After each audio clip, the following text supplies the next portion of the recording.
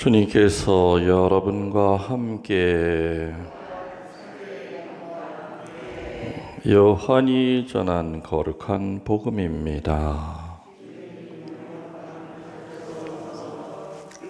6장 52절에서 59절까지의 말씀입니다.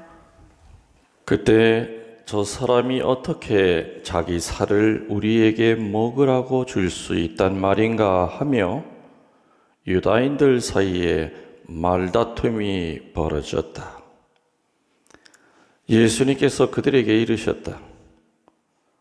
내가 진실로 진실로 너희에게 말한다. 너희가 사람의 아들의 살을 먹지 않고 그의 피를 마시지 않으면 너희는 생명을 얻지 못한다. 그러나 내 살을 먹고 내 피를 마시는 사람은 영원한 생명을 얻고 나도 마지막 날에 그를 다시 살릴 것이다.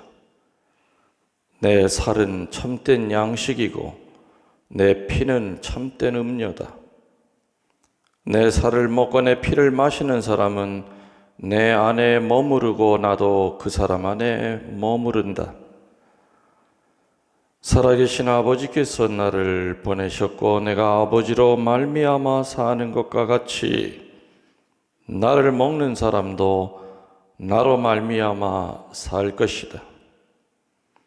이것이 하늘에서 내려온 빵이다. 너희 조상들이 먹고도 죽은 것과는 달리 이 빵을 먹는 사람은 영원히 살 것이다. 이는 예수님께서 가퍼르나움 회당에서 가르치실 때에 하신 말씀이다. 주님의 말씀입니다. 그리스도님 참여합니다.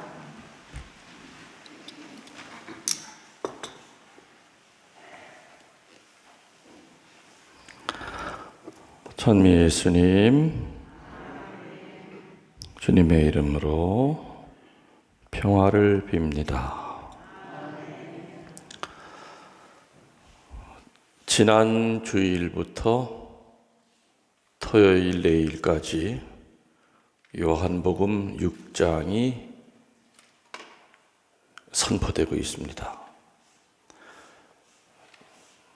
지금 여러분들 머릿속에 지난 주일날 뭐가 나왔을까? 잘 모르시겠죠?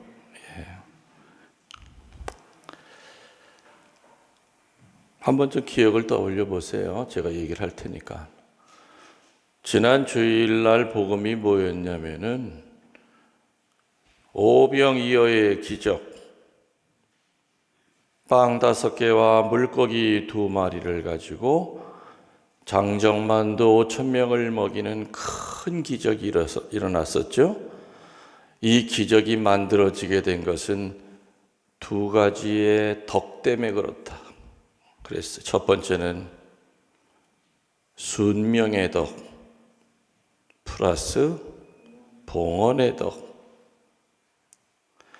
이 오병이어의 기적은 결국에는 성체성사를 의미한다고 얘기를 했습니다. 아무튼 순명과 봉헌이 합쳐지면은 상상할 수 없는 기적의 맛을 보게 될 것이다. 여러분들 기적 원하시면은 이 2가지 하시면 됩니다. 순명과 봉헌. 저는 사제 생활하면서 그야말로 아무것도 없는 데에서 너무너무 해결 안 될 큰일이 있는 데로 보냈어요.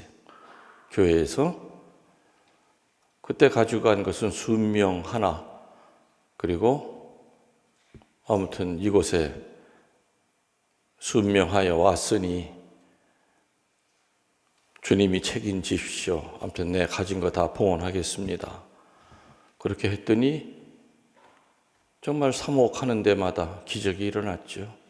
기적이 일어났어요. 그래서 순명과 봉헌은 큰 기적을 가져온다는 거. 그게 지난 주일 복음의 내용이었습니다. 오병이요. 그리고 화요일 날 복음은 뭐였느냐? 중독 얘기를 많이 했어요. 중독. 오병이어의 기적을 보여준 지가 하루도 안 됐는데 또 그것뿐이겠어요? 환자를 치유시키고 마귀를 떼어내고 죽은 이를 살리고 이런 어마어마한 기적을 보여줬는데도 이 유대인들은, 예수님 쫓아다니던 이 인간들은 기적 중독증에 걸려서 이제껏 받은 그 은총을 새카맣게 잃어버리는 병 중에서도 아주 더럽고 못된 병, 은총의 불감증에 걸려서 또 다른 거 보여달라고, 더 멋있는 거 보여달라고, 더 센 거 보여달라고, 이제껏 못 봤던 기적 한번 보여달라고 철부지 애들처럼 그저 다 하려고만 하면서 쫓아다녔습니다. 그리고 그저께 복음, 수요일 복음은 뭐였습니까? 이제는 증거를 보여달래요. 무슨 증거? 당신이 하늘에서 온 하느님의 아들인 것을 증명해 보렵니다. 증거를 보여보렵니다. 참. 그래서 예수님은 뭐라 그랬어요? 육신의 빵이 있고 생명의 빵이 있는데 너희들은 어찌 그렇게 육신의 빵만 찾고 있느냐? 눈에 보이는 빵만 찾고 있느냐? 내가 바로 생명의 빵이다. 이렇게 본인 자신이 기적을 증명하라고 하는, 예수님이 하느님의 아들임을 증명하라고 하는 유대인들에게 하신 말씀이 언성을 높이거나 화를 내시거나 하신 것이 아니라 그냥 생명의 빵 얘기만 오늘까지 계속하고 계세요. 오늘까지도. 그래서 오늘 금요일 복음에는 그 유명한, 오늘은 53절에서 60절까지 나왔지만은 사실은 내 살과 내 피에 대한 이야기의 시작은 51절에서 58절로 끝납니다. 51절에서 58절에 살과 피에 대한 이야기가 무려 7번이 반복이 됩니다. 성경 어디를 찾아봐도 예수님이 이렇게 똑같은 이야기를 줄마다 바꿔서 강조하신 것은 유일하게 여기밖에 없습니다. 내 살과 내 피를 먹고 마셔야만 영생을 얻을 것이다. 그래서 이 51절부터 58절은 수많은 개신교 신자들의 마음을 흔들어 버린 구절입니다. 그리고 그렇게 흔들렸던 개신교 신자들 가운데는 주님의 몸과 피를 먹고 마셔야 되겠다 하는 그 생각으로 개종을 하여 천주교 신자로 살아가고 있는 사람들도 생각보다 많습니다. 개신교에서 개종하신 분들의 그 개종 동기를 물어보면은 신부님이 옛날 20몇 년 전에 테이프로 녹음하신 거 어떻게 하다가 누구 통해서 들어봤는데 신부님이 요한복음 6장 51절에서 58절을 읽어보라고 거듭거듭 얘기하시더리. 그래서 처음에는 읽고 아무 감동이 없었는데 읽으면 읽을수록 주님의 몸과 그 피라는 말이 꽂히더래요. 그래서 한번 천주교 교리가 어떻게 생겼나 하고서는 세례 받으려고 간 게 아니라 한번 천주교 교리를 좀 알아보려고. 천주교에서는 몸과 피를 먹고 마신다고 그러는데 그 왜 우리는 1년에 몇 번밖에 안 할까?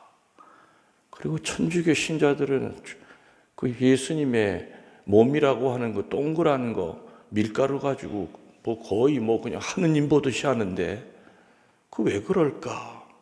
근데 성경에 보면 그게 맞거든. 천주교 신자들이 하는 게. 교리반에 가서 하나하나 배워나가니까 내가 천주교에 대하여 얼마나 무식했던가. 천주교라고 하는 그 2000년 묵은 큰 나무에 대해서 지나가면서 한번 아이고 고목이구나, 늙었구나, 그 정도만 생각했지 천주교의 그 보물을 내가 모르고 살았구나.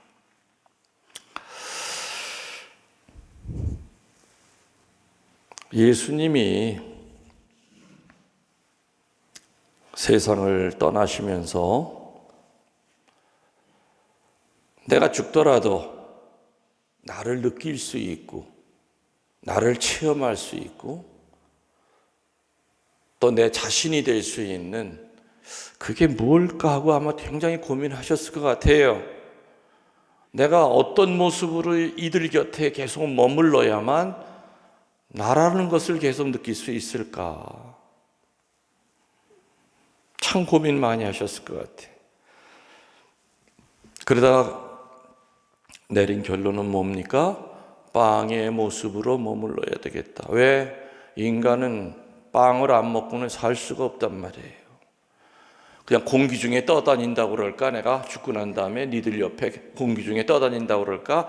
아니면은 나무가지 앉아 있는 내가 새처럼 나타난다고 그럴까?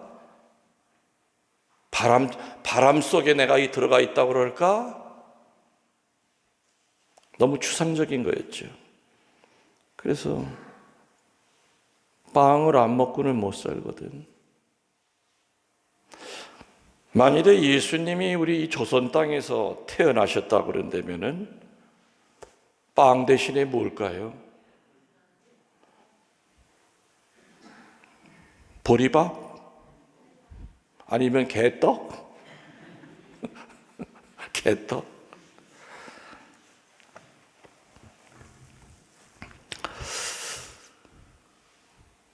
로마 사회에 그 당시가 유대나라도 로마 식민지 지배 속에 있었죠. 그래서 로마의 영향을 안 받을 수가 없었어요. 로마 사회의 그 사치는 역사상 유례가 없을 정도로 사치스러웠다 그럽니다. 그래서 로마의 그 멸망의 원인을 찾아보면은 난잡한 성문화, 또 극에 달한 사치스러움, 그 사치스러움 가운데 음식이 대표적이었대요. 음식을 참 사치스럽게 먹었대요. 맛있고 맛깔스러운 것을 찾다 보니 별의별 걸 다 먹었다고 그럽니다. 공작새의 고를 귀족들은 주로 많이 먹었다고 그래요.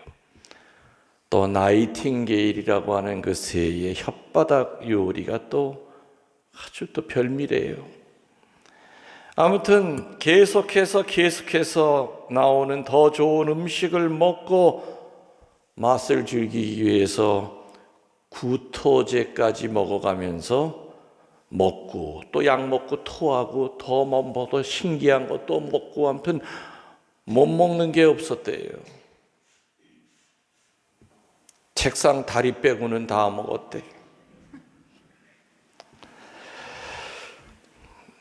돈이 얼마가 들든 더 새로운 맛, 더 좋은 음식, 더 나은 음식을 찾기에 혈안이 되어 있었습니다. 그때 당시. 그래서 그들에게는 정신적이고 영적인 굶주림에 빠져 있었기 때문에 늘 마음이 허하고 정신이 허하고 그러다 보니까 자꾸 음식을 밝힐 수밖에 없었죠. 마음이 허한 사람, 정신이 허한 사람은 음식을 많이 밝혀요. 또 음식을 과다하게 먹으면 뭐가 같이 비례로 커지냐? 성욕이 같이 커집니다. 그래서 음식을 많이 먹다 보니까는 성문화가 난잡해진 거예요. 로마 시대가.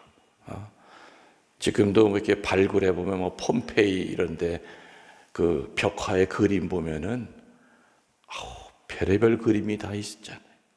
그때 당시에 얼마나 난잡하게 살았는지 그때 당시 사람들이. 그래서 예수님이 살던 그 시대에도 지금 그런 성문화가 있었어요. 그리고 그때 시대에도 유대인들 가운데는 조금 돈이 있는 사람은 그야말로 로마 귀족들을 흉내를 내기 위해서 로마 귀족들이 하는 걸 그대로 따라하기 시작합니다. 음식 맛있는 거 있으면은 돈 주고서라도 수입을 해서라도 그걸 로마 귀족 흉내를 냈던 겁니다. 그래서 오늘 예수님은 인간이 사람답게 산다는 것은 단순히 음식을 배불리 먹음으로써만 가능한 것이 아니다는 것을 오늘 복음은 알려주고 계시지요. 여러분들도 잘 알고 계실 겁니다. 정의 굶주리고 정신적인 굶주림에 시달리는 것이 육신의 굶주림보다 얼마나 더 무서운 것이라고 하는 것을 우리들은 살아가면서 압니다. 그래서 하느님은 우리들의 마음속에 어느 누구에게라도 똑같이 평등하게 마음속에 당신이 몰래 숨겨놓은 것이 하나가 있습니다. 예수님이 우리 마음속에 숨겨두신 것이 뭐냐? 바로 하느님을 찾고 싶어하는 갈망입니다. 어느 누구에게나 그 양심 속에다가 그 갈망이라고 하는 것을 숨겨놨어요. 하느님 당신이 아니고는 채울 수 없는 굶주림 같은 갈망을 숨겨놓으셨다는 겁니다. 그래서 그 하느님에 대한 갈증은 세상의 음식이나 세상에서 누릴 수 있는 어떠한 욕망으로도 결코 채워질 수가 없다는 것이지요. 오직 하느님이 주시는 영원한 삶을 통해서만 채울 수 있다는 것을 오늘 예수님께서는 거듭거듭 가르쳐주고 계십니다. 물론 영원한 삶을 찾는 방법은 아주 다양합니다. 어떤 사람은 개신교 정서가 맞는 사람이 있어요. 개신교 정서가 자기한테 맞아서 개신교에서 영원한 삶을 찾는 분들이 계시죠. 또 개신교로 가는 이유가 말씀의 갈증을 느껴서 그 말씀을 찾다가 천주교에서는 찾을 수가 없으니까는 개신교에서 말씀을 통해서 영원한 삶을 찾는 사람들도 또한 있습니다. 개신교 가면은 천주교 신자, 천주교에서 세례받은 사람이 없겠어요? 있죠. 근데 천주교에서 개신교로 넘어간 사람 가운데 보면 내가 볼 때는 두 종류예요. 제대로 천주교 신자 생활도 못했어. 그냥 천주교인지 개신교인지 뭐 다 똑같은 거 아니야? 이렇게 해서 넘어간 사람이 있고, 또 한 부류는 정말 천주교에서 뭔가 찾아보려고 애를 썼어요.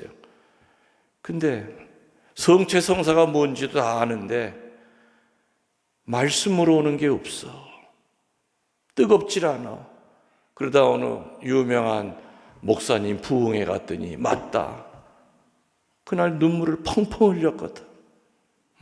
그러면서 개신교 쪽으로 이렇게 자연스럽게 말씀을 따라서 넘어간 분들도 없지 않아 있다는 얘기입니다. 또 반대로 개신교에서 없는 것을 천주교에서 찾아내서 천주교로 개종하시는 분들도 또한 있습니다. 그 대표적인 성경 구절이 뭐라고요?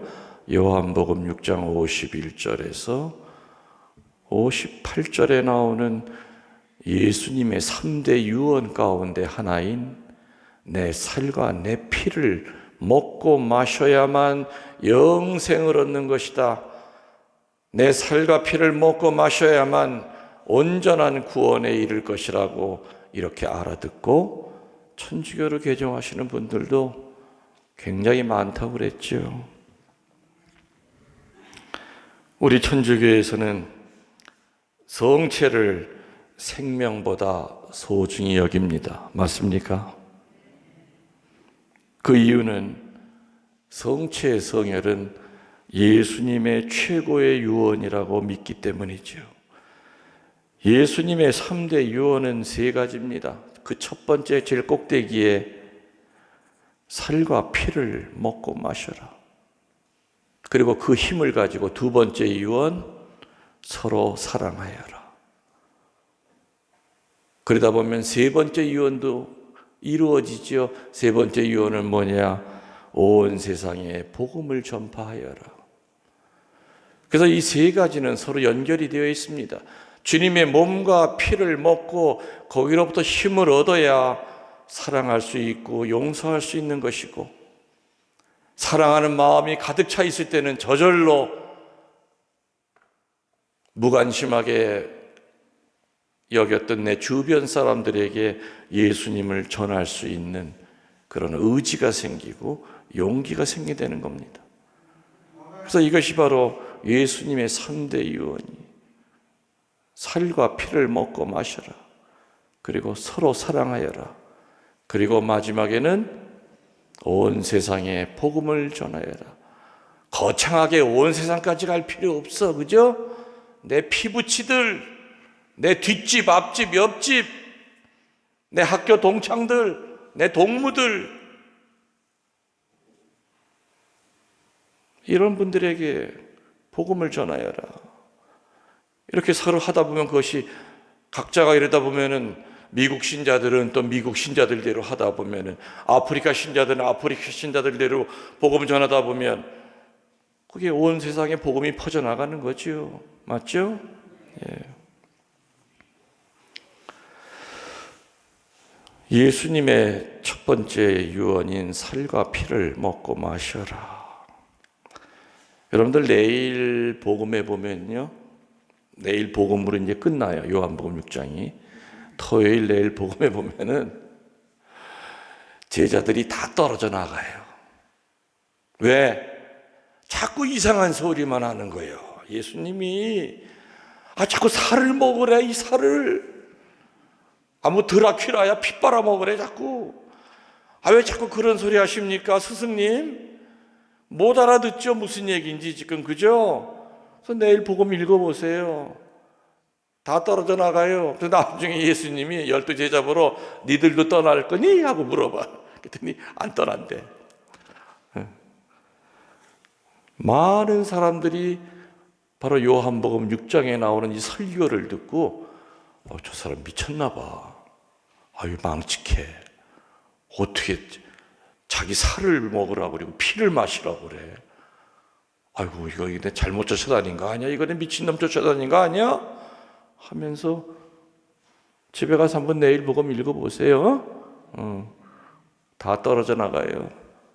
그리고 제자들만 눈치 보고 있으니까 니들도 가고 싶어? 가려면 가. 이걸로 이제 요한복음 6장이 끝이 납니다. 제가 사제되고 나서 이제 은퇴를 앞두고 황당한 일 많이 당했겠죠? 그죠? 그러니까 이제껏 살았던 거 글쎄 나중에 책으로 쓸 기회가 있다면은 아마 시리즈 몇 집까지 나올 것 같아요.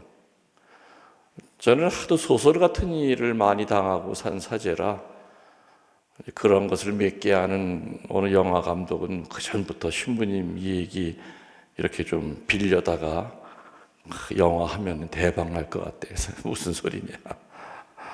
그랬지만은 근데 아무튼 신부되고 나서 몇 년 안 됐는데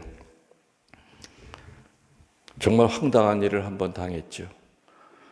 근데 그게 나만 당한 건 줄 알았더니 가끔 보면 어떤 신부님들도 그런 일을 겪었대요. 여기 있던 서정혁 신부님도 당신도 그런 일 겪었다고 피정 때 얘기해가지고 내 피정도 듣고 서신부님 피정도 들었던 사람들이 되게 헷갈려 하더라고.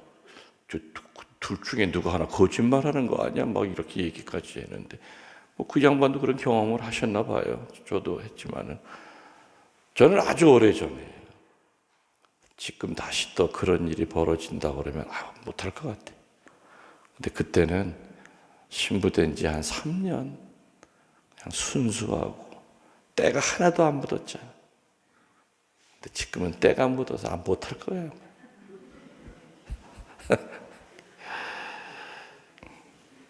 어떤 일인지 궁금하세요? 500원씩만 주세요. 내가 첫 번에 군정 신부를 저 강원도 원통이라고 하는 데로 나갔어요. 근데 거기는 그때는 군인들만 사목하는 것이 아니라 그 원통 읍내에 있는 사람들도 같이 군정 신부가 같이 사목했어요. 군인 가족 가운데는 봉성체할 사람이 하나도 없었어요. 원통에 있는 민간인 신자들 가운데 아픈 사람들 한 달에 한 번씩 이렇게 그때 아마 3사람인가 4사람 내가 했는데 그 중에 한 분이 이제 40이 쭉 안 넘은 자매인데 글쎄 지금 기억에 폐병인지 폐암인지 아무튼 그런 병에 걸려서 그냥 뼈랑 가죽밖에 안 남았어요. 그게 84년도일 거예요. 한 84년도. 84년도인가 5년도. 그래서 그때 봉성체할 때 도와주던 수녀님이 한 분 있는데 그 원통에서 조금 떨어진 데 인제라고 하는 동네에 샤르트르 수녀님들이 운영하는 병원이 있었어요. 그 병원에 있는 할머니 수녀님이 이렇게 봉성체할 때마다 같이 다녔어요. 그 수녀님이랑 같이 그 집에 들어갔죠. 들어가가지고 성체 하나 영에 드리고 강복 이렇게 드리고 돌아 나왔어요. 딱 영에 드리고 재고 챙겨서 일었을 때까지는 아무 일이 없었어요. 근데 돌아서 문을 열려고 하는데 갑자기 자매가 으악 하고 토하는 거예요. 그래서 세상에 뒤를 돌아다 보니까 그 침대 위에다가 이제 각혈을 했는데 핏덩어리가 나왔는데 그 핏덩어리 위에 지금 먹은 지 지금 1분도 안 된 성체가 그 피 속에 같이 이렇게 섞여 있는 거예요.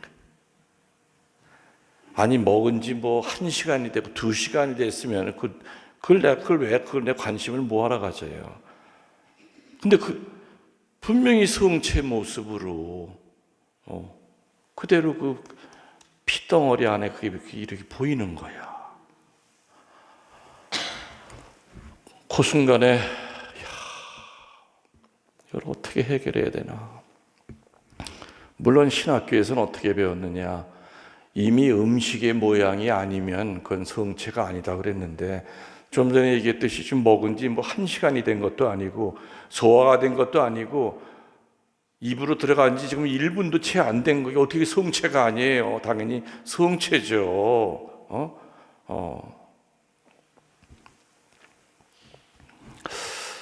그래서 내가 지금 같으면은 못할 것 같다는 거예요. 근데 그때는 참 내가 생각해도 그때만 해도 내가 별명이 김순진이야.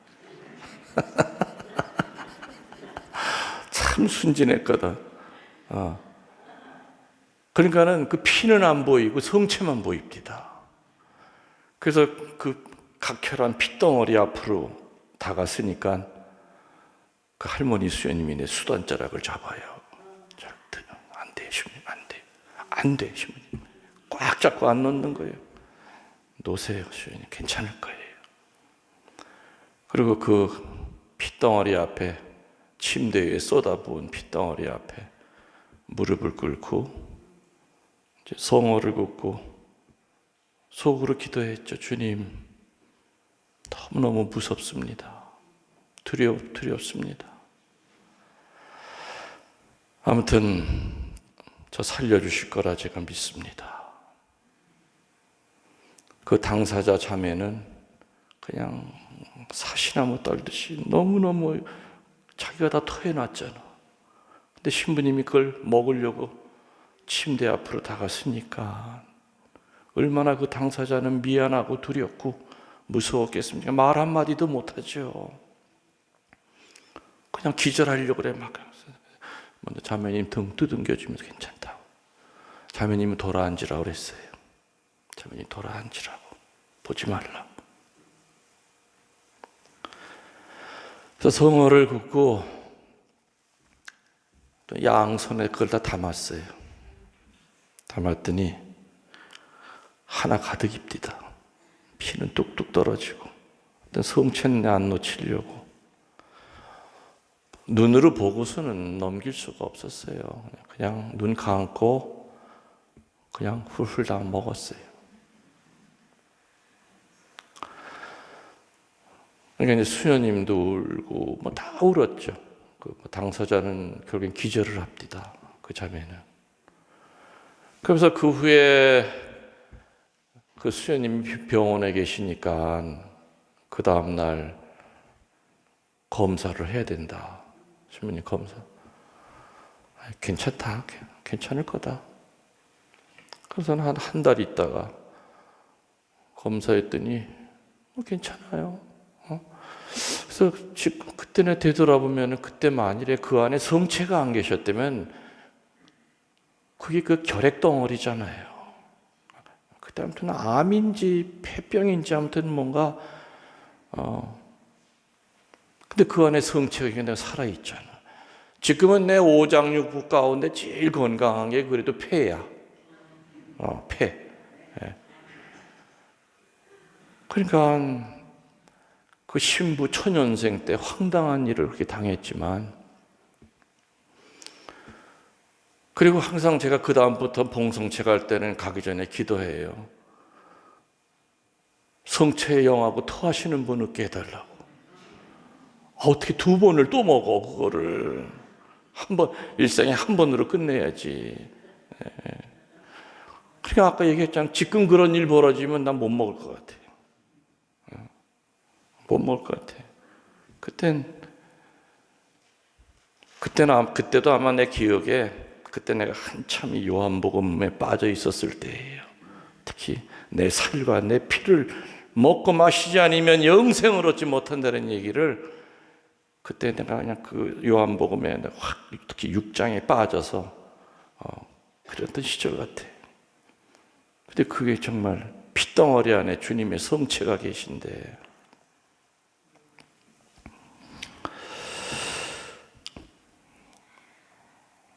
나이 든 신부님들은 그런 경험을 이렇게 하는 신부님들이 이렇게 어쩌다 보면 계신 것 같아요. 뭐 저처럼 각혈한 거를 들여 마시지 않아도 음식이랑 같이 섞여 나오는 거를 이렇게 아무튼 골라가지고 음식 속에 들어가 있던 거죠. 죽 먹고 나서 토한 거, 같이 그 안에 흐물흐물 녹아 있는 거 이런 것들. 그런 경험이 있는 것 같아요. 그래서 사제는 성체를 생명과 똑같이 여겨요.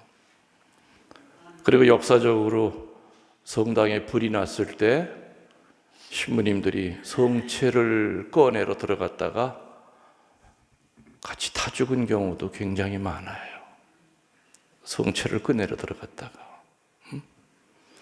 그만큼 성체는 우리의 생명이. 왜?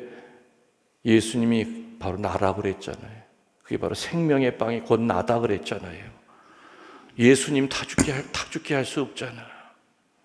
예수님 쓰레기통에 버릴 수 없잖아요. 피 속에 들어가셔 계셔도 그 예수님은 예수님이에요. 맞죠? 그거 퍼다가 화장실에다 집어넣고 변기 내릴 수 없잖아요. 물 내릴 수 없잖아요. 주님인데 생명의 빵인데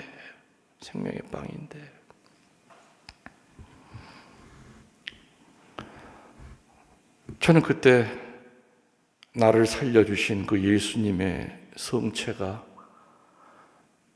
얼마나 귀한 것이고, 정말로 요한복음에 나오는 대로 내 살과 내 피를 먹고 마시지 않으면 영원한 생상을 얻을 수 없을 것이다 하는 그 말이 뭔지를 저는 그 어린 신부 시절이었지만은 그를 체험한 거예요. 저는 그래서 늘 한평생을 가리키면서도 제가 늘 핵심이 되는 것은 성체 신심과 성모 신심이에요. 그게 제 피정의 제일 주된 큰 기둥이에요. 성체 신심과 성모 신심. 열심한 신부님들은 저만이 아니라, 그래서 제가 뭐 열심한 신부라는 건 아니고, 아무튼 그 열심한 신부님들은 성체와 성모 신심에서 벗어날 수가 없어요.